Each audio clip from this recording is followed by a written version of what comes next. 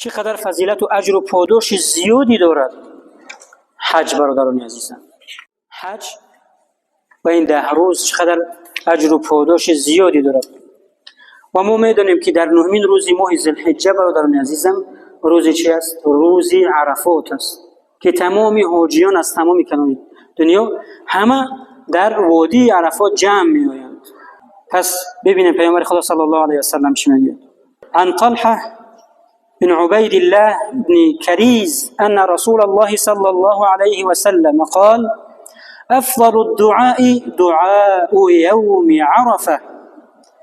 پیامبر محبوب گفتند بهترین دعا دعای روزی عرفات است، روزی 9 ذوالحجه. و افضل ما قلت انا والنبيون من قبلی، و بهترین دعایی که من و انبیای گذشته کردم چی بود در این روز؟ لا اله الا الله وحده لا شريك له. و در حدیث دیگر له الملك و له الحمد و هو على كل شيء قدير. پس در این روزی 9 ذوالحجه، یعنی روزی پنجشنبه، یک روز پیش از عید، برای آنانی که در احرام نیستند، در حج نیستند، در مناسک نیستند، روزه بدارند. ببینیم چی اجر و پاداش زیادی دارد. پیامبر خدا صلی الله علیه و سلم میگوید در حدیثی که ابو قتاده رضی الله عنه روایت میکند: صیام یوم عرفه، روزه روز عرفات، احتسب على الله ان يكفر السنه التي قبله و سنه التي بعده.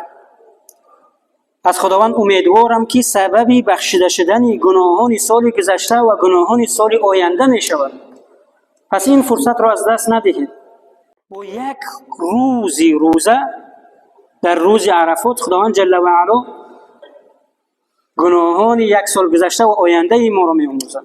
و در روایت دیگری هر یک روزی این 10 روز ذوالحجه روزه گرفتن در آنها برابر است به یک سال یا بخشیده شدن یک سال گناهان انسان. پس برادران عزیزم، همون نزدیکان و برادران و پدران ما و شما که در مناسک حج قرار دارند یا در سفر هستند، از آنها طلب کنیم، پیش از همه برای آنها دعا کنیم که خداوند جل و علا از آنها بپذیرد، آنها را سالم غانم با برکت، پاک از گناه، با سعادت، با نور و سالم به وطن و به خانه برگرداند. و از آنها هم طلب دعا کنیم که در حق ما و شما، در حق وطن عزیزمان، در حق تمام مسلمانان، در حق مظلومین دعای نیک کنند که دعای آنها پذیرفتنی است و نزدیک است. عن طلحه بن عبید الله بن كريز ان رسول الله صلی الله علیه و سلم قال. از طلحه بن عبدالله روایت است که پیامبر خدا صلی الله علیه و سلم فرمودند: ما رؤي الشيطان يوما هو فيه أصغر ولا أدهر ولا أحقر ولا أغير. شیطان را ندیده بودم اینقدر حقیرتر و پستر و خشمگینتر در این روز عرفات. برای چی شیطان در این روز عرفات چنین حقیر می شود، پست می شود، ناامید می شود، عصبی می شود؟ و ما ذاک الا لما رأى من تنزل الرحمه. وقتی می‌بیند که رحمت پروردگار جل و علا میآید، خداوند جل و علا با رحمتش به بندگان نزدیک میشود. و تجاوز الله عن الذنوب العظام، می‌بیند که خداوند جل و علا بندگانش را آمرزه ایستاده است. می‌بیند که تمام محنت‌ها و وسوسه‌هایش و فتنه‌هایش برهم خورده ایستادند. خداوند جل و علا بندگانش را بخشیده ایستاده است. چنان حقیر میشود، چنان ناکام میشود. و در حدیث دیگر اومده است خداوند جل و علا در این روز عرفات چنان بندگانش رو از آتش جهنم میرهاند، شیطان فکر میکند که هیچ انسانی در دوزخ نمیماند. عن زید ابن ارقم رضی الله عنه قال: قلنا یا رسول الله ما هذا الاضاحی.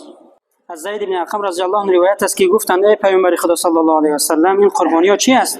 قال: سنت ابیکم ابراهیم علیه السلام، سنت پدرتون حضرت ابراهیم سلام بر او باد. قال: قلنا فما لنا فيها. از پیامبر پرسیدن فهمیدیم که این سنت پدرمان حضرت ابراهیم علیه السلام هست، اما به ما چی میرسد؟ چه اجر و پاداشی به ما میرسد؟ قال بكل شعرة حسنه، بر هر یک موهش بر شما نیکی داده میشد، بر آنانی که قربانی میکنند. قال قلنا یا رسول الله فالصف، قال بكل شعرة من الصفوف حسنه، به هر یک موهایش، به هر یک پشمش، به اندازه هر یک پشمش به شما اجر و پاداش نیکی داده میشد. در حدیث دیگر آمده است که وقتی انسان مسلمان قربانی میکند، خون قربانی پیش از اون که در زمین برسد نزد پروردگار جل و علا قبول میگردد. و هر کسی که امکانیت دارد قربانی کند و قربانی را با 3 تقسیم، گوشت قربانی را باید 3 تقسیم کند. یک قسمش را با خون تلاش و انسان ها نیازمند تقسیم کند، یکش را خوراک کند با خانواده و فرزندانش بخورد و یک قسمت دیگر را بماند برای روزهای آینده.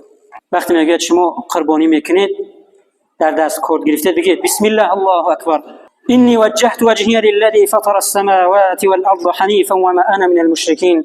پروردگارا رویم را به سوی تو میگردانم که تمام آسمان ها و زمین از آن توست و من از آن مشرکین نیستم، از گروه مشرکین نیستم. این صلاتی، به درستی که نمازهای من و نسکی و قربانی ها و مناسک من و محیای و مماتی و زندگی و مرگ من به خاطر تو پروردگار عالمیان است. اللهم تقبل منی، پروردگار این قربانی رو از من قبول بگردان و اهلی و از خانواده من قبول بگردان. کما تقبلت من حبیبک محمد صلی الله علیه و سلم، چنانی که از پیامبرت محمد مصطفی صلی الله علیه و سلم حبیبت قبول کردی، و خلیلی که ابراهیم علیه السلام، و چنانی که از دوستت ابراهیم خلیل علیه السلام قبول کرد. خداوند جل و علا همه ما و شما در کارهای نیک کامیاب و موفق بگرداند.